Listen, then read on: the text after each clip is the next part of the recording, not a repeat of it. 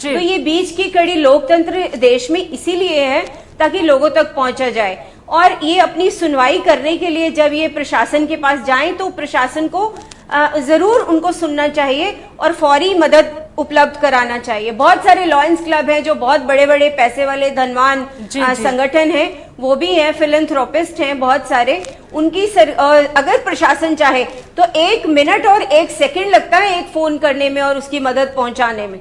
तो इसमें इच्छा शक्ति जो प्रशासन की है वो तभी आएगी अगर ये महिलाएं जो भी कोई समस्या है वो वहां तक पहुंचे। इनका वहां पहुंचना भी जरूरी। जी बिल्कुल। और इस बीच हमारे साथ नारनौल से वीरेंद्र एक दर्शक जुड़े हैं। जी वीरेंद्र, क्या कहना चाहेंगे? हाँ जी, ये माँ का ये करीज कोख वाला जी ये बिल्कुल गलत है जी। जी लेकिन वीरेंद्र, अगर मान लिया जाए कि गरीबी बच्चे का सौदा कर रही है, बिल्कुल गलत है जी, लेकिन अगर गरीबी में वो कर रही है तो फिर क्या कहेंगे? गरीबी तो जी इन्हें पहले देखना चाहिए था, 4 बच्चे पैदा करें फिर आगे फिर पैदा। जी बिल्कुल सही बात है। पहले कम पैदा करते उसे बच्चे का अपना पालन पोषण ठीक ढंग से करते। जी 2 बच्चों अगर काम कर सकते 2 का करो, अब और बच्चे इतने पैदा करने जरूरी नहीं थे। जी जी वीरेंद्र, बहुत सही बात आपने यहाँ पर कही और हमसे बातचीत के लिए बहुत बहुत शुक्रिया आपका। तो एक पहलू ये भी निकल गया कि बच्चे, अगर यहाँ पर एक बच्चा होता उसका सही तरीके से पालन पोषण होता तो शायद कुछ हद तक इनकी गरीबी पर भी लगाम लग सकती थी और ये जो नौबत आई है वो शायद ना आती। तो हर तरह की प्रतिक्रिया यहाँ पर हमें मिल रही है कि एक महिला को इस तरह का कदम नहीं उठाना चाहिए क्योंकि महिला जो है, एक माँ जो अपनी ममता के लिए जानी जाती है, ना कि अपनी ममता को बेचने के लिए वो पहचानी जाती है। और महिला ने जो कदम उठाया है, यमुनानगर की हम आपको खबर दिखा रहे जहां पर एक मां ने अपनी ममता को बेचने का फैसला किया। हालांकि चाहे तमाम किसी तरह के भी हालात रहे हों, चाहे वो कहती हो कि उसके ऊपर बहुत कर्ज है और अपने बाकी के बच्चों की अच्छी जिंदगी के लिए वो इस तरह का फैसला कर रही है, लेकिन फिर भी सवाल कई तरह के उठते हैं यहाँ पर। हालांकि कानूनी तौर पर वो इस तरह का कोई काम नहीं कर सकती है, लेकिन फिर भी मसला ये है कि एक महिला को आखिर ये फैसला क्यों करना पड़ा। और इस बीच भिवानी से सुभाष हमारे साथ एक दर्शक जुड़े हैं। जी सुभाष, क्या कहना चाहेंगे? हाँ जी मैडम जी, जो आपने सवाल, ये इस महिला ने अपना बच्चा बेचना चाहा है जी, तो इसमें कोई कुछ कह रहा है इसने बच्चे क्यों जन्म दिया, क्यों ऐसे कर दिया, क्यों ऐसे कर दिया। हो सकता है महिला पहले ही गरीब घर है, भाई 2-3 बच्चे होंगे तो ये आगे कमाई करेंगे और हमारे घर का परिवर्तन होगी। तो ये जो प्रतिक्रिया आ रही है इस नंबर 1 हरियाणा के अंदर, आप देखिए एक औरत को मजबूरन अपना बच्चा बेचना पड़ रहा है अपने पेट भरने के लिए, लेकिन उस बच्चे के भविष्य के लिए बहुत बढ़िया। मैं वीना अरोड़ा से सहमत हूँ, जो आपकी संवाददाता है मैं उससे सहमत हूँ, जो स्टूडियो में बैठे तो उन्होंने बात बताई। नंबर 1 हरियाणा के वो लोग जो एड पर पैसा लगा देते, क्यों नहीं गरीबों को मकान बना के देते, क्यों नहीं उनको रोजगार देते वो। जी जी बहुत मैं कहना चाहता हूँ महिला मजबूर है। जी जी बहुत बहुत शुक्रिया सुभाष, आपने बिल्कुल सही बात यहाँ पर कही कि मकान बनाकर सरकार दे। और जिस तरह से हमारे संवाददाता ने कहा कि उनके हालात ऐसे थे कि मजबूरी थी, उसके अलावा कोई विकल्प उनके पास नहीं बचा था और ऐसी मजबूरी में, ऐसी बेबसी में उनको ये फैसला करना पड़ा। हालांकि हर तरह की प्रतिक्रियाएं, हर तरह के सवाल हैं, लेकिन जिस तरह से वीना अरोड़ा ने भी हमें कहा, उन्होंने अपनी आंखों देखी बताई है, वो महिला से मिली है और उनका दर्द उन्होंने समझा है। उनका कहा कि दूसरा कोई रास्ता था ही नहीं महिला के पास। लेकिन कई तरह के सवाल फिर हमारे जहन में भी आते हैं कि ये महिला अगर इस तरह का फैसला करती है तो क्यों करती है, हालांकि उसकी मजबूरी हो सकती है। और इस बीच पानीपत से हवा सिंह हमारे साथ एक हमारे दर्शक जुड़े हैं। जी क्या कहना चाहेंगे? मैं ये कहना चाहूंगा कि अभी एक दर्शक ने आपको फोन किया था जी, आप जो इसको मतलब टीवी पे क्यों दिखा रहे हो। जी जी वो मेरे भाई ये नहीं जानते हैं जी कि टीवी और प्रेस एक माध्यम ऐसा है कि जो मतलब गरीब की आवाज आगे लेके आए, जी सरकार के सामने आए। जी तो जहाँ तक कोक बेचने का सवाल है जी, इस पे समाज सेवी संस्थाओं को और खासकर सरकार को जी ये सोचना चाहिए, क्योंकि अब केंद्र में भी कांग्रेस की सरकार है और हरियाणा के अंदर भी कांग्रेस की सरकार है जी। ये इतनी महंगाई और गरीबी हो चुकी है कि माए अपनी कोख तक बेचने की सोचने से मजबूर हो गई। जी ठीक है, मैं कानूनी तौर पे इसको जुर्म मानता हूँ, जी लेकिन एक बात ये भी है कि उस माँ ने जो है बहुत सोच समझ कर ये फैसला किया है कि पहले उसके 3 बच्चे वो उनको नहीं पाल रही है जी, और उसके बाद में चौथा बच्चा है, उससे 3 भला हो सकता है। जी। एक जिस डेवलपमेंट को वो देगी वो बच्चे की जिंदगी अच्छी बन जाएगी। दूसरे नंबर पे जो है वो उसके बच्चे हैं वो अच्छी तरह से थोड़ा बहुत गुजर कर पाएंगे। जी, ठीक है मैम।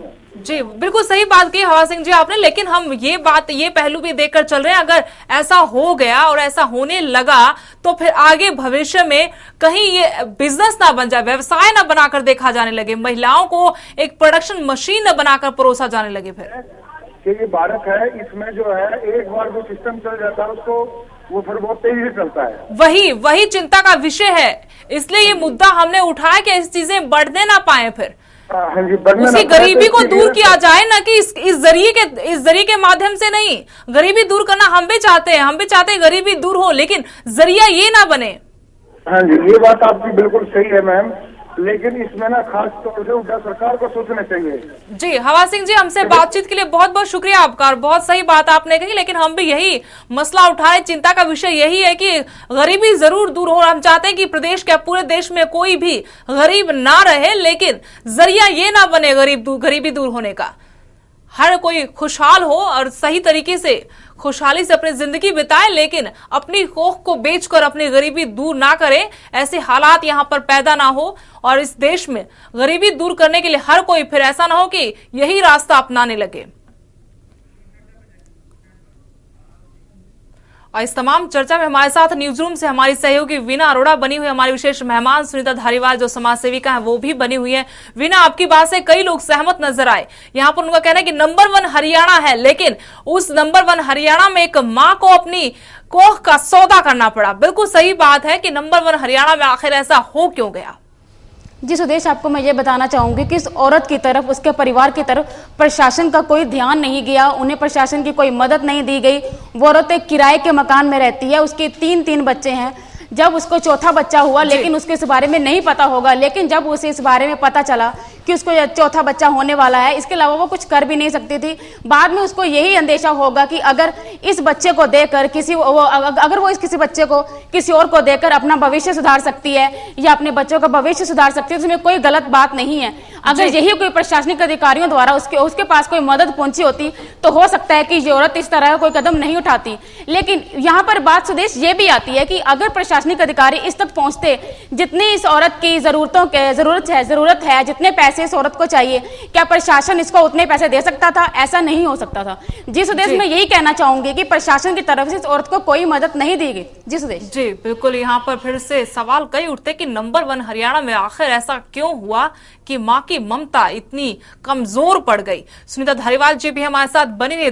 सुनीता जी, आपसे भी यही सवाल करना चाहते हैं कि नंबर 1 हरियाणा में आखिर ऐसा क्या हुआ, क्यों हुआ कि एक माँ को इतना कमजोर होना पड़ा और सब कुछ भुलाकर अपनी जो एक माँ का जो कलेजा होता है वो सब फटा रह गया, लेकिन बावजूद इसके उनको ये फैसला करना पड़ा? हाँ सुदेश, मैं ये जरूर कहना चाहती हूँ, लाचारी और मजबूरी में फर्क होता है। क्या वो इतने लाचार हैं कि वो बिल्कुल भी परिश्रम नहीं कर सकते, मानसिक रूप से इतने लाचार हैं, शारीरिक रूप से इतने लाचार हैं कि कहीं अपनी बात भी नहीं पहुंचा सकते? जो थोड़ा सा ये हमें सोचने की जरूरत है। और दूसरा है कि सरकार की जितनी भी योजनाएं हैं वो उनको पहुंचाने की जरूरत थी। और सबसे बड़ी बात है, जहां तक हरियाणा को हम नंबर 1 हरियाणा कहते हैं, निस्संदेह वहां पर ऐसी अगर कोई बात होती है तो ये हमारा शर्म से सर झुक गया है, क्योंकि पूरे इंटरनेशनल मीडिया में, चाहे वो गल्फ में है, चाहे अमेरिका और चाहे कनाडा, कौन सी ऐसी साइट है जहां पर ये स्टोरी फ्लैश नहीं हो रही है जिसे एक ऐसी महिला का जो नाम है वो इस तरीके से बहुत बुरी तरह से, मतलब हमें शर्मनाक स्थिति में पहुंचाया है, ऐसा सोच करके। लेकिन मैं ये कहना चाहती हूँ कि मजबूरी, महिलाएं तो संबल होती हैं, सबल होती हैं, महिलाओं से तो बहुत सारी उम्मीद की जाती है, महिलाएं हर विपरीत परिस्थिति से लड़ना जानती हैं। ये हथियार डालने वाली बात हुई है और ये बहुत मुश्किल बात है, ऐसी नहीं होनी चाहिए थी। और हमारे यहाँ काउंसलिंग की भी व्यवस्था होनी चाहिए थी और इसकी मॉनिटरिंग की भी व्यवस्था होनी चाहिए थी। और ये मानती हूँ ये दुखद है, ये ऐसा बार बार ना हो ताकि कल कोई और सोचे। आज 6 लाख रुपए यदि वो सरकार जैसे उसने डिमांड की है कि 6 लाख रुपए में वो अपना घर भी बना सकेगी, कर्जा भी उतार सकेगी, तो सरकार के पास कोई ऐसी स्कीम नहीं है कि उसको 6 लाख रुपए वो उसका प्रावधान वो कर देगी। सरकार की जो योजनाएं होती हैं वो थोड़ी सी हैं ताकि थोड़ा आप सहयोग करें, थोड़ा सरकार करे और लोगों को राहत मिल जाए। यदि कल कोई इस तरीके लेकिन के बड़े जी ऐसे बहुत सारे गरीब फिर निकल आएंगे अगर ऐसे सरकार मदद करने लगी, तो फिर बहुत सारे ऐसे गरीब प्रदेश और देश में हैं कि जिनको इतने लाख रुपए की जरूरत है। यहाँ पर बहुत बड़ी चिंता का विषय ये है कि दूसरे तरीकों से मदद की जाए, मतलब कि बुनियादी सुविधाएं पहले मिले। मुझे लगता है कि महिला शिक्षित भी नहीं, अगर जागरूकता होती, शिक्षित यहाँ पर ये होती तो इस तरह का ना तो कदम उठाने की नौबत ही नहीं। जागरूक बिल्कुल जी। देखिए उसकी अशिक्षा से तो आप यहीं से अंदाजा लगा लीजिए कि उसने इश्तिहार दिया है, वो बिल्कुल 4 बच्चे पैदा कर रही है, वो इस बात का पता नहीं है कि ये कैसे किया जा सकते हैं। 4 बच्चे पैदा करती है और कम से कम उसे ये नहीं पता है कि ये कानून ये अपराध है और वो अपराध करने जा रही है। उसने सीधे सीधे इश्तिहार दिया है। वो इतनी अज्ञानी है कि उसको इन चीजों के बारे में बिल्कुल भी पता नहीं है। सिर्फ ये सोचिए कहीं ये सुना है कि बच्चे अगर हम किसी को दें तो बड़ी रकम मिल सकती है। और ये जो सुविधाजनक जिसको हम कहते हैं ना इजी मनी, ये इजी मनी की जो मानसिकता अगर कहीं से आ गई है ये बहुत गलत है और समाज में इसके ऊपर बहुत कठोरता से निर्णय हमें लेना होगा, अलर्ट होना होगा। और ये महिलाएं जिस तरीके से इसने किया है इसकी मजबूरी को, ठीक है हम उसकी मजबूरी का सम्मान करते हैं कि उसने अपनी मजबूरी जो है वो बताई, लेकिन ये सम्मान इस चीज का नहीं है कि उसने उसका ये विकल्प चुना। विकल्प चुनने के लिए और बहुत सारे रास्ते हैं, जबकि ये बहुत शर्मनाक बात है और ये हमारा सच में इसमें हम सबको बहुत महसूस हुआ है। और पूरे हरियाणा की महिलाओं को मैं, क्योंकि हरियाणा की महिलाओं तो बहुत जुझारू और उनको तो बहुत मजबूत महिलाएं हम होती हैं, लेकिन उसमें ऐसा जो फैसला है ये बहुत कमजोर फैसला आया है। जी बिल्कुल सही कैसे कह रही हैं आपकी। हरियाणा की महिलाओं को जुझारूपन के लिए जाना जाता है। वो कठोर मेहनत करती, खेतों में मेहनत करती हैं, मजदूरी करती हैं, लेकिन अपने बच्चों का पेट जरूर भरती हैं। और कहीं पर भी नहीं सुना होगा आपने कि अपनी कौख का सौदा करती हो। वीना आप क्या सहमत है सुनीता जी ने जो कुछ कहा कि ये विकल्प नहीं होना चाहिए था? तमाम तरह की मजबूरियां बेबसियां रही हो, लेकिन ये विकल्प यहाँ पर बिल्कुल नहीं होना चाहिए था। जी सुदेश, मैं उनकी बात से बिल्कुल भी सहमत नहीं हूँ। उनका ये कहना है कि उसके पास कोई भी विकल्प नहीं था, लेकिन ऐसा नहीं है। जिस तरह से हमने उसे घर उस औरत के घर के हालात को देखा है, जिस माहौल में वो जी रही है, वो इस हालात में भी नहीं है कि वो उठ सके या कोई काम कर सके। इस हालात में भी वो कई लोगों के घरों पे जाके बर्तन तक मांजती है ताकि अपने बच्चों का पेट भर सके। और उसका जो घर वाला है उसके पास भी कोई चारा नहीं है कि वो अपने बच्चों का गुजारा कर सके, उनका पेट भर सके या अपने घर का किराया तक दे सके। इसके लिए भी उन्हें कई तरह की मुश्किलों का जो है सामना करना पड़ रहा है। ये सब मैं ये कहना चाहूंगी। सवाल यहाँ पर ये भी उठता है कि 4 बच्चे पैदा करने की क्या जरूरत थी? जी सुदेश, कोई भी औरत जो होती है वो अपने कलेजे के टुकड़े को उसके लिए आसान नहीं होता है कि किसी को भी इतनी आसानी से वो दे दे। ये हर माँ के लिए एक पत्थर दिल को पत्थर करने वाली बात होती है कि वो अपने एक शरीर का जो अंग निकाल के किसी को दे दे। लेकिन ये उस औरत के लिए इतना मुश्किल था, लेकिन उसके पास कोई विकल्प नहीं था कि ये बच्चा किसी को दे दे और उस बच्चे के जरिए ये अपना जो है अपने परिवार का है कुछ सुधार करे, अपने बच्चों का भविष्य बनाए। और ये जो बच्चा है क्या पता है आगे जाके। आपकी बात भी मान लेते हैं। यहाँ पर सुनीता जी कुछ कहना चाहती है। जी सुनीता जी।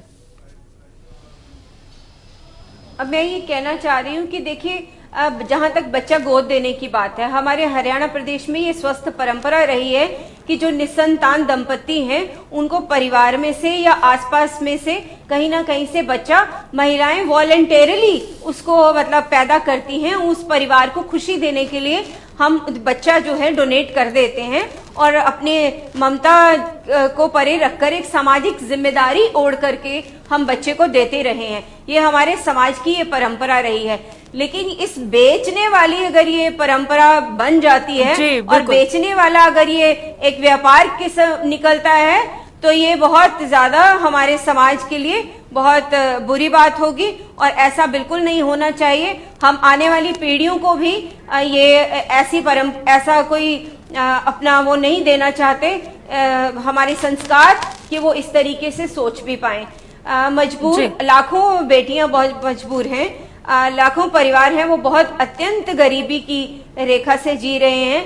यदि हम हरियाणा प्रदेश की गरीबी और यदि हम उड़ीसा की गरीबी में अंदाजा लगा लें तो बहुत ज्यादा अंतर है, लेकिन मैं ये मानती हूँ कि हाँ, उसकी मानसिक अवस्था कैसी है। गरीब होना ठीक है, मैं कैसा गरीब हूं ये हमारी मानसिक अवस्था है।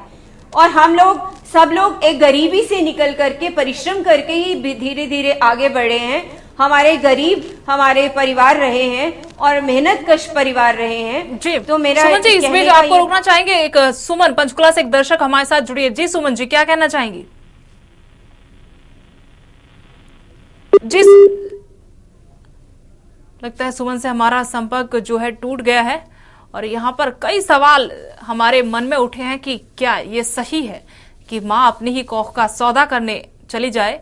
और बिल्कुल ममता इतनी कमजोर कैसे हो सकती है, तमाम मजबूरियां होंगी, लेकिन ये एकमात्र विकल्प नहीं हो सकता क्योंकि एक परंपरा फिर यहाँ पर शुरू हो सकती है। ऐसी चिंता है जो समाज के लिए किसी भी तरह से ठीक नहीं है। और इस बीच पंचकुला से सुमन एक दर्शक हमारे साथ फिर जुड़ गई हैं। जी सुमन, क्या कहना चाहती हैं? हेलो जी सुमन कहिए। सुदेश मैम, मैं ये कहना चाहूंगी कि इस लेडी को राइट नहीं है अपना बच्चा बेचने का। देखो, जो बंदा दुनिया में नहीं आया वो उसको बेच रही है सिर्फ इसलिए कि कर्जा उतारना है। कर्जा उतारने के और भी रास्ते हैं मैम जी, क्योंकि कर्जा उतारने के लिए वो मेहनत करे या फिर उसने पहले भी 3 बच्चे पैदा करे हुए हैं, पहले ही एक बच्चा करती, उसको अपनी जो फाइनेंशियल स्थिति है वो पहले ही भी पता होगा। जी जी गरीब हो जी तो जी वो पहले ही एक बच्चा पैदा करती। इसके अलावा वो लेडी काम कर सकती है। गवर्नमेंट को ये हेल्प करनी चाहिए मैम कि उसको कोई काम दिलवा दे। जी इसके अलावा अगर गवर्नमेंट मान ले फाइनेंशियल पैसा देती है तो मैम ऐसी लाखों लेडीजें हैं हमारे यहाँ पे, हमारी मेड भी हैं जैसे, तो 10-10 बच्चे पैदा करती हैं। जी जी तो सुमन, गवर्नमेंट अगर उनको पैसा देगी तो फिर सबको ही देना पड़ेगा। ये तो एक बिजनेस बन जाएगा मैम। जी बिल्कुल बिजनेस बन जाएगा, यही चिंता का विषय है, इसलिए हम ये इतना मंथन करें। सुमन, हमसे बातचीत के लिए बहुत बहुत शुक्रिया। और यही चिंता है, इसलिए हमने इतनी चर्चा की है कि कहीं व्यवसाय ना बन जाए और ये रीत एक परंपरा जो एक समाज में पैदा ना हो जाए। क्योंकि गरीबी है ठीक है, लेकिन इसको दूर करने का जरिया ये न चुन ले लोग। ये बड़ी समस्या है, ये बड़ी चिंता है। हालांकि कानून ये अपराध की श्रेणी में शामिल है, आप अपना बच्चा बेच नहीं सकते हैं।